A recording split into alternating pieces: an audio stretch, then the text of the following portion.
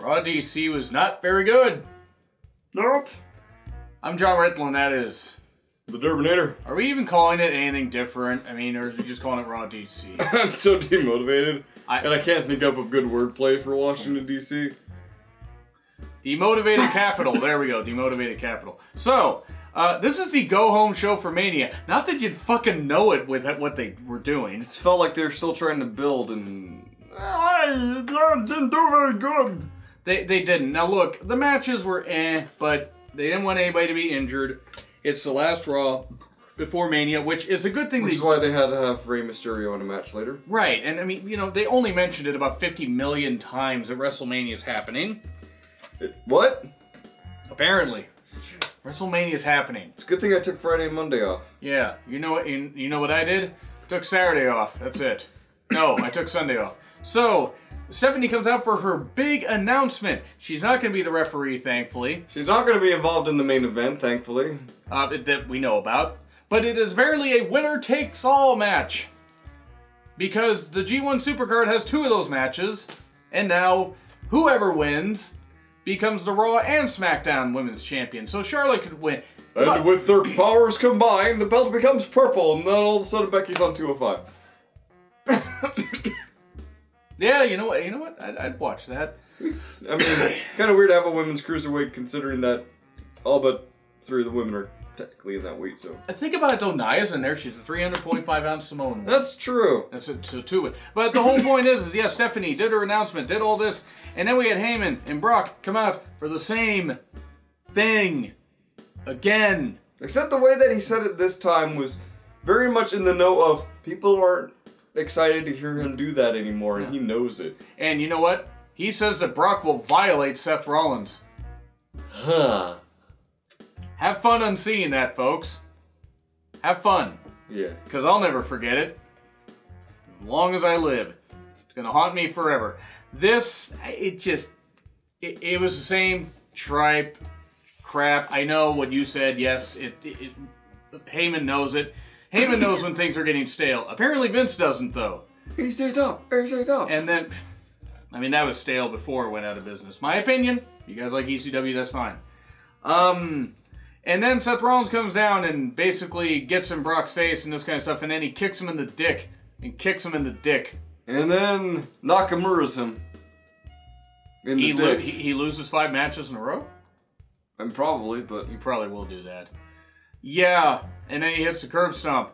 I don't know what's going to happen at Mania. Our predictions, by the way, will be up after the SmackDown review, which will be a very short review, I imagine. Right. But yeah, Seth with Charlie. And let's see, what does Seth say? He's like, I'm not a champion yet.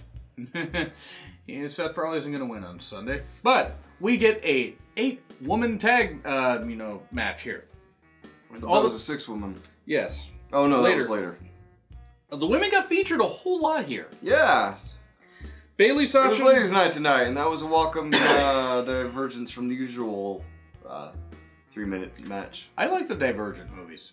Cool. So, Bayley, Sasha, Natty Beth versus the Iconics, Nia and Tamina. Nia and Tamina, who did not get in the ring and therefore did the best wrestling of their careers. Hey. And let's see.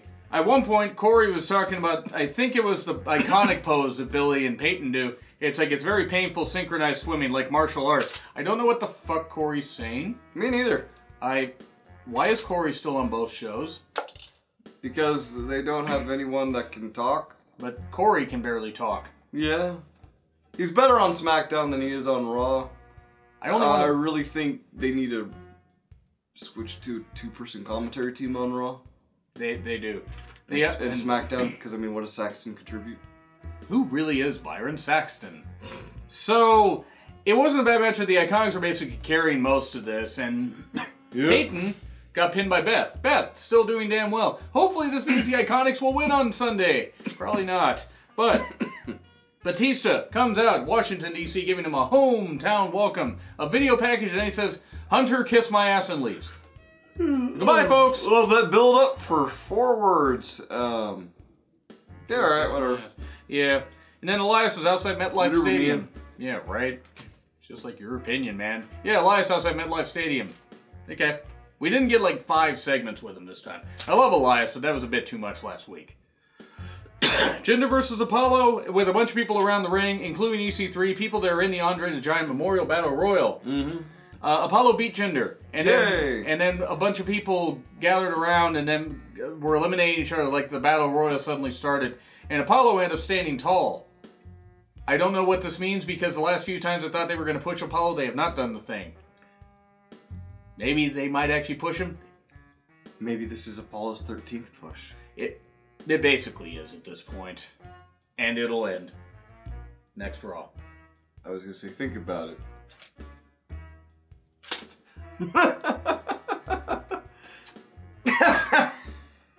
I'm disappointed because of how tired I am, but also it's a good thing it's an 18th push. Have you ever seen Apollo 18? No.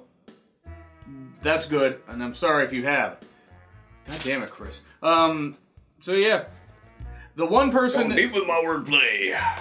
The one person in the crowd actually had a sign that said something like, Corey Graves slept with my wife too. He probably did, because he's a horn dog. But, Kurt versus... That's just the face fucking horn dog. That's true. Kurt versus Ray did not happen yet because we had a video package where Kurt got very emotional. Kurt. God, he did. He did. And that's good. And look, it means a lot to Kurt. Kurt has also hung on way too long. He deserves a decent, retirement match. Not against It's too bad that we're getting Baron Corbin against him. Yeah. The man could suck all of the excitement out of a room. Which he did here. And leave nothing but disappointment. And downtrodden memories. And then Ray showed up to liven things up. And for some reason got between Kurt's legs after they'd beaten up Corbin. We're getting Ray versus Corbin later. Yep. And then we get talking about the 6-woman tag that's going to be coming up later. Corey says Lynch, Lousy, and Charlotte. Can somebody please get rid of Corey? Or teach him how... but is he wrong? No, but he could at least get the names right. I'm just saying. There's heel commentary. Maybe he's been watching too much New Japan. You're welcome. Flip Gordon. That's what they call Flip Gordon. I'm just like, God! So bad! I love Flip Gordon. But anyway. Ricochet and Alistair versus the Revival for the Raw Tag titles. It ends on a countout. Yep. After Ricochet did an insane dive over the turnbuckle and over the post. Yes, the way it ended, however, was with was Scott Dawson that was under the ring. Yeah. He went under the ring, and as Ricochet went to go back in, Dawson grabbed his ankle and pulled him back down to prevent him from crossing the barrier. Yeah. Which means he got counted out. Alistair and Rico Chet were not too happy about this event, and decided to... Well, Alistair first gave a black mass to Dawson. Dash. Outside the ring. Was it? It was Dash outside the ring. Dash one? And then it was Dawson. Yeah. So, and then the 6:30. Yep, and then 6:30 senton from Rico Chet. You can tell that we did not give a shit about this show. No, it was very difficult to care. Oh, they add a creaking sound to Alistair's entrance when he gets raised up. Also candles on the Titantron, because... The fuck? What? Why not? I don't know what this means. I don't know if they're going to suddenly make a Raw tag title match. They didn't make it before the end of the show. That means they would be announcing it. With already 14 matches on Mania, maybe you don't have that. But they're not going to be in the Andre the Giant Memorial Battle Royal, which probably means they're just going to add 4 matches. You know what they should do for Alistair Black? Not put him in a tag team. Leave that lift thing for pay-per-views. And have like a hydraulic lift for TV matches. Good idea. Because when you have higher production value like in pay-per-views, you can hide the lift. But you can't on TV. You cannot. Oh. Yeah. No, that's a good idea, actually. Do that, because it would be a better way. And then Rey Mysterio could do his old entrance as well. Yeah, if his knees could take it. Right. We then get recaps of the SNL guys. No, get them out of here. Yeah, just fuck off. EC3, I'm sure they're nice guys, but they're idiots. EC3 and Tyler Breeze. Tyler Breeze is back on TV. And EC3 still knows how to speak. Yeah, and Alexa's talking to them, and then they're confronted by Braun. And then Braun says, what's going on? Oh, these guys were laughing. Our friends down there were laughing about the SNL stuff. And then Braun challenges Weekend update, whatever that is. Yeah, challenges 2 jobbers. And then Roman's talking backstage, and then Drew starts mounting and beating him down. Oh my. Yes.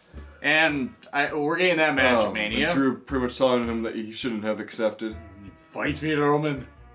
And then Charlie is interviewing Becky. Thanks, Chris. Thanks. Becky Lynch has one eye on WrestleMania and the other eye slightly to the left. Fucking damn it, Chris. That's all I can see now.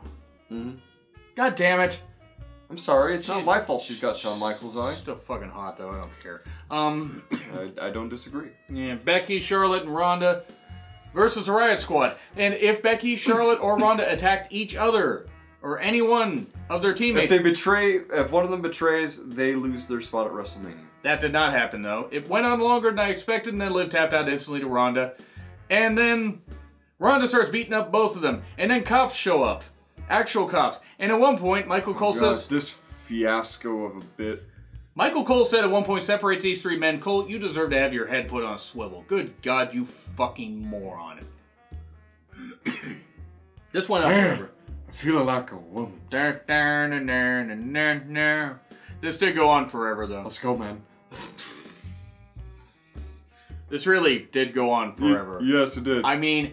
It was a train wreck, so it was entertaining, but it was also bad. Like, really bad. Like, really goddamn bad. It went on for far too long. I don't know what the deal is with Kevin Dunn, but for some reason he loves the appeal of staying focused on a shot long after it's necessary. Yeah.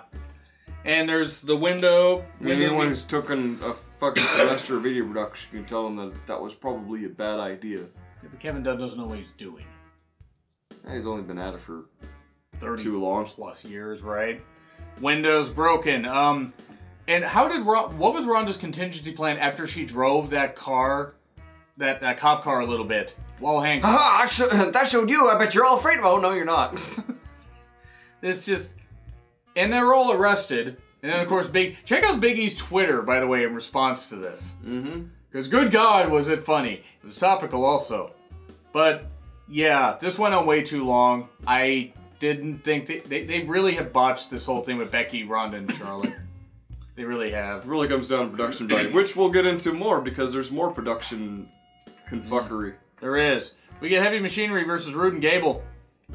Lacey Evans interrupts and walks down there. Looks great in a dress, I'm going to say that much. But why is she doing that? I agree, she should be wrestling. It just... Heavy Machinery won. Yeah. And I don't know what this is. I don't know why. We didn't get Braun versus some jobbers. I mean, he beat up some jobbers. Yeah. And then we get Charlie with Lashley and Leo.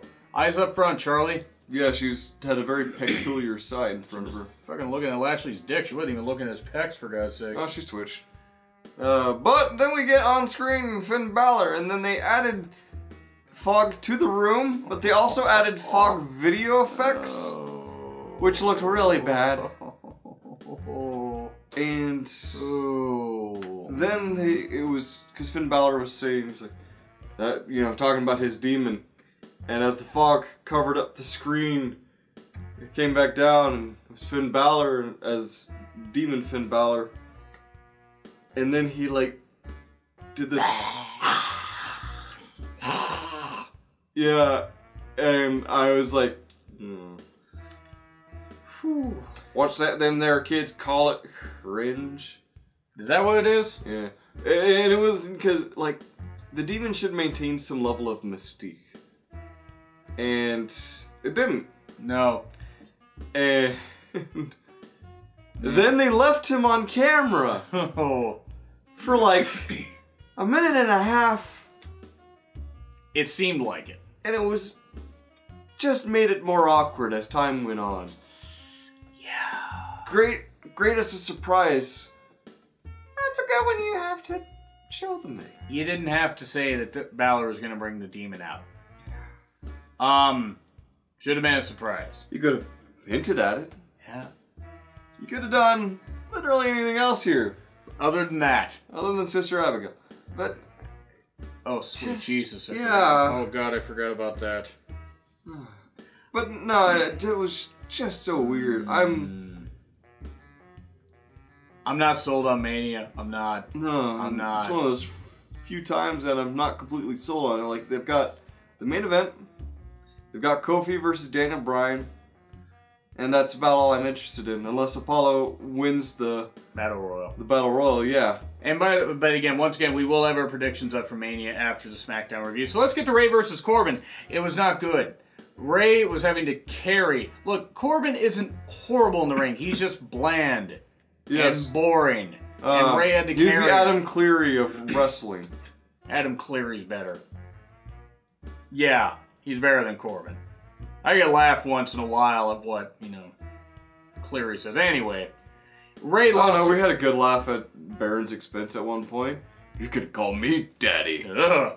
Yeah. Oh, God. Daddy. Ray lost to Corbin, by the way. Ray, who has a U.S. title match. Yeah. Why didn't you just do a fluky finish and end it like that? This was the ending match. This closed out the show. Closed the go-home show for Mania. Angle then laid out Corbin on the stage. Cool. He should have put D. Sorry. It gets a D plus from me. D. It gets a D. Fuck. But the poll's up here. You can grade along with us and let us know what you think. Leave some comments if you were interested in Raw, because we sure as fuck weren't. Let us know what your thoughts are leading into WrestleMania. Because we will again have our predictions up. Yeah, hit the like, hit the dislike, whatever you feel like doing. Check out the thumbnail from the subscribe. end. Yeah, check out the thumbnail from this guy at the end of the video. But I'm Jonn Ritland, and that is the Derbinator. We will likely not have a game stream up tomorrow, but we will have the SmackDown review. Yep. And then Mania prediction. So anyway, have a good night, folks.